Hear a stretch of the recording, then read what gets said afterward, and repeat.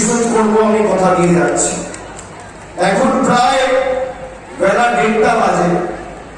আজকে বার বেলায় ঘরের কাজকর্ম, সংসারের কাজকর্ম ছেড়ে আপনারা যে সংখ্যায় আমার মায়েরা এসছেন, আমি আপনাদের কাছে কৃতজ্ঞ।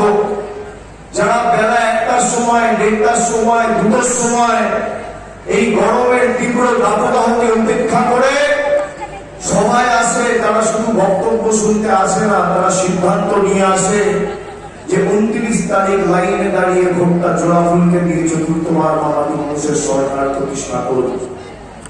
আমরা আজ যে লড়াই লড়ছি, শুধুমাত্র তৃণমূল কংগ্রেস, ভারতবর্ষের যত রাজনৈতিক দল আছে সব প্রায় বসে গেছে। ভয়ে, আতঙ্ক